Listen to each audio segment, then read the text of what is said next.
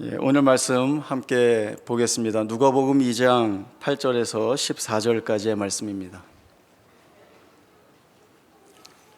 누가복음 2장 8절에서 14절까지의 말씀 제가 읽겠습니다. 그 지역의 목자들이 밤에 밖에서 자기 양떼를 지키더니 주의 사자가 곁에 서고 주의 영광이 그들을 두루 비침에 크게 무서워하는지라. 천사가 이르되 무서워하지 말라. 보라, 내가 온 백성에게 미칠 큰 기쁨의 좋은 소식을 너희에게 전하노라. 오늘 다윗의 동네에 너희를 위하여 구주가 나셨으니 곧 그리스도 주시니라. 너희가 가서 강보에 쌓여 구유에 뉘어 있는 아기를 보리니 이것이 너희에게 표적이니라 하더니, 호련히 수많은 천군이 그 천사와 함께 하나님을 찬송하여 이르되, 지극히 높은 곳에서는 하나님께 영광이요 땅에서는 하나님이 기뻐하신 사람들 중에 평화로다 하니라. 아멘. 영화를 하나 소개해 드릴까 합니다.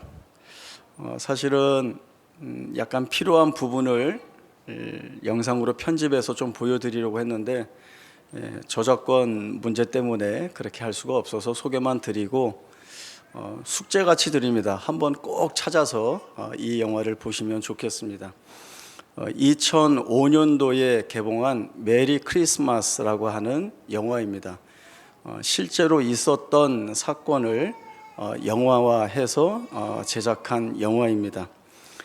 내용은 1914년 제1차 세계대전 때 독일군이 프랑스 북쪽을 점령했습니다.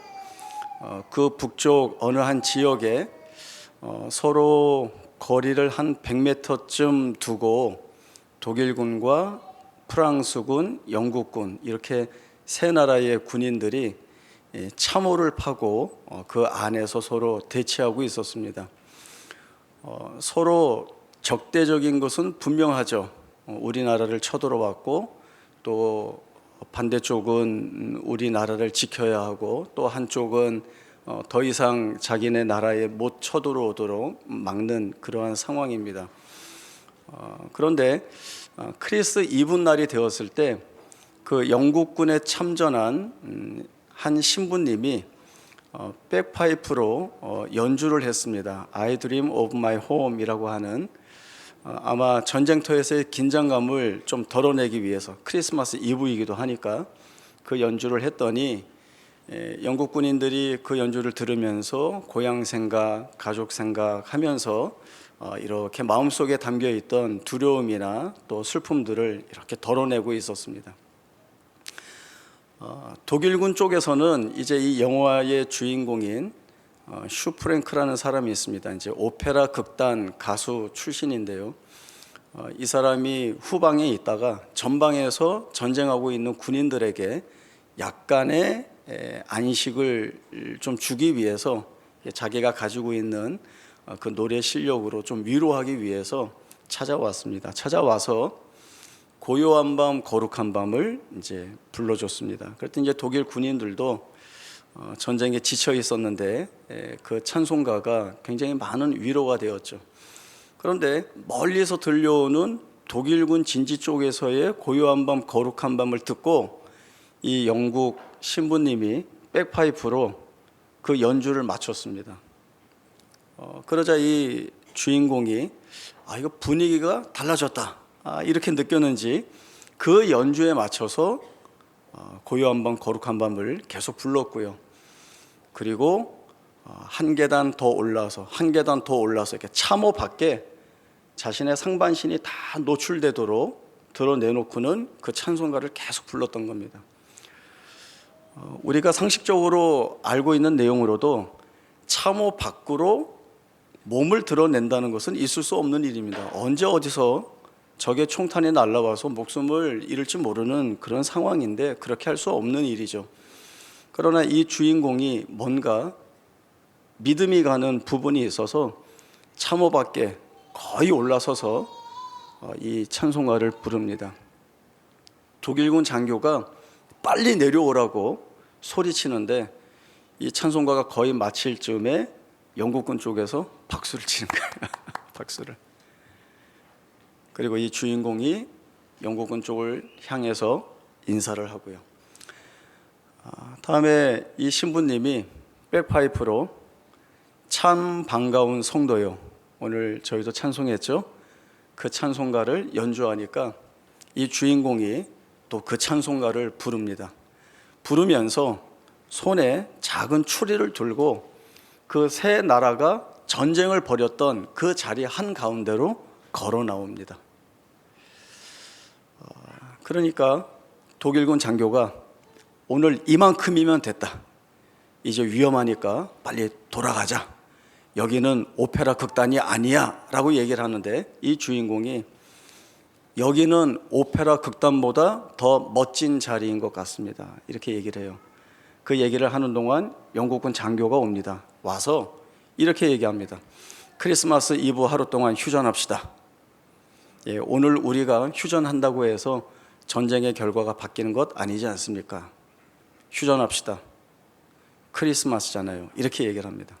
그 프랑스 장교까지 와서 휴전하기로 결정을 하고, 각 나라의 군인들이 그 가운데 나와서 인사도 하고 이야기도 나누고 자기들 가지고 있는 음식도 서로 나누면서 이렇게 친밀해집니다. 그 신부님이 집전하는 성탄 미사에 이 세 나라 군인들이 모자를 다 벗고 서서 그 예배에 참석을 합니다. 그리고 2부가 지났는데 이 하루만으로 안 되는 거예요. 그래서 성탄절 하루 더 연장하기로 하고, 바로 전주에 적대적인 상황에서 전투하면서 서로 총쏴 죽였던 그 전우들이 그 가운데 쓰러져 있었는데, 그 전우의 시신을 함께 수습하고 함께 장례하고 함께 묘지를 만들어서 십자가 묘비를 세워주게 됩니다. 그리고는 공차고 놉니다. 축구를 해요.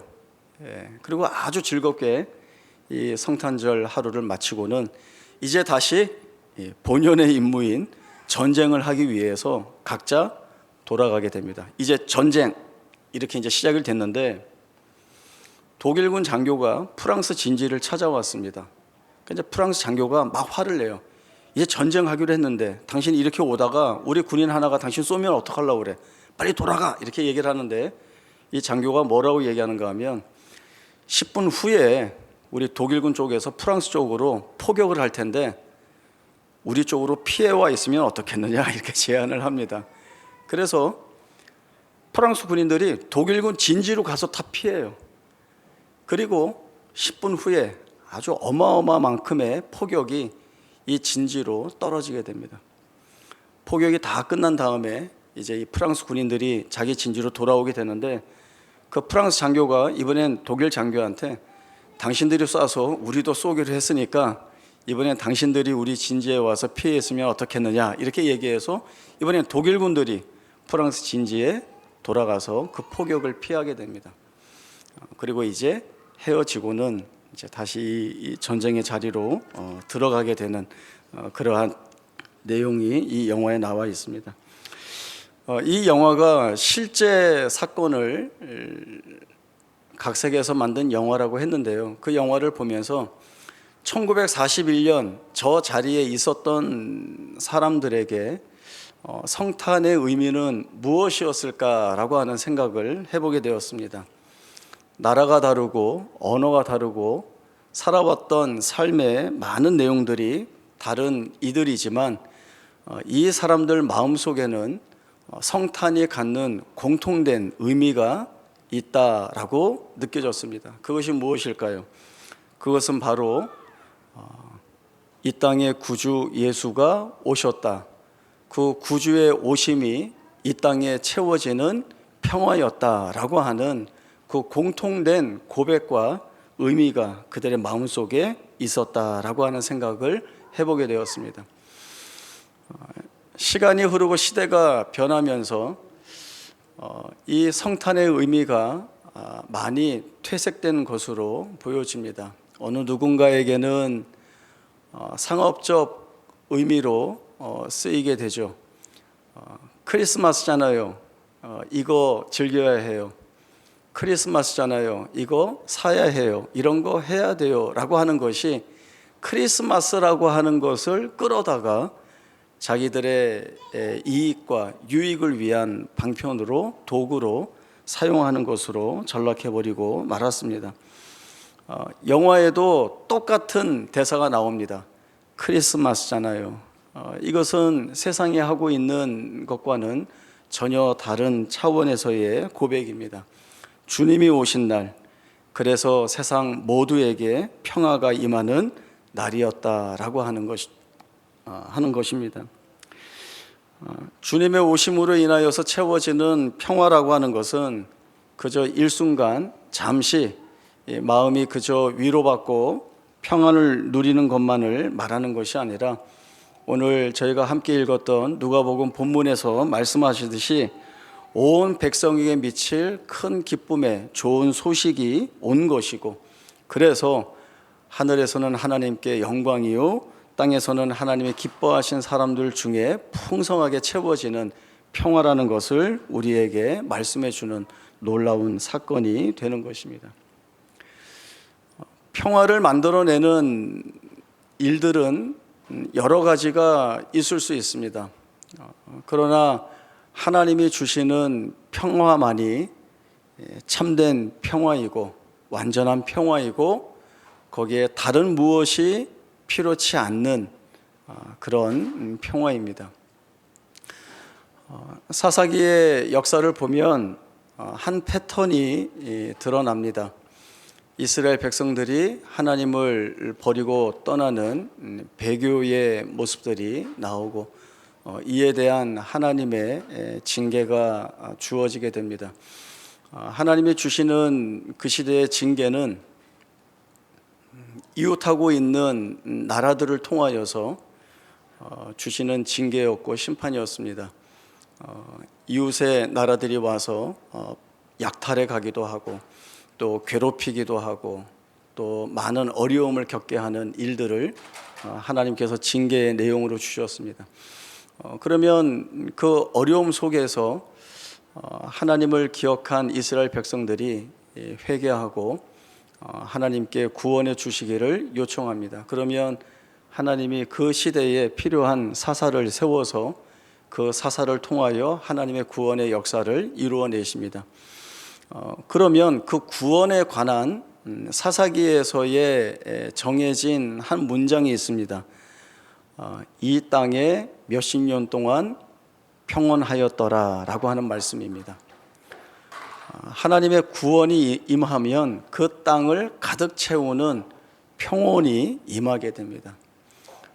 하나님이 주시는 평온, 평강, 평화, 안식이라고 하는 것은 완전하여서 어느 처지, 어느 상황에 있든지 간에 하나님이 주시는 이 평화의 은혜가 그 모든 것들을 넉넉히 이겨내고 또 감당해낼 수 있고 인내하게 하고 그 안에서 오히려 귀한 감사와 찬송의 고백들을 할 수 있도록 만드십니다. 지난 2년간 우리가 겪었던 시간은 마치 전쟁터와 같은 시간이라고 감히 이야기할 수가 있습니다. 일상이 무너졌는데 회복될 기미가 전혀 보이지 않고 있습니다. 자영업자나 소상공인 또 사회의 소외된 계층이나 취약계층들이 겪는 그 어려움은 실로 이루 말할 수 없습니다. 대단히 큰 고통을 겪고 있고 또 우리 성도 가운데에서도 동일한 어려움 속에 계시는 분들이 많이 있습니다. 또 살아가면서 겪는 여러 가지 상처가 될 만한 일들, 또 갈등이 있는 일들, 또 관계가 무너지고 깨어지면서 겪게 되는 낙심과 절망의 일들이 얼마나 많이 있는지 모릅니다.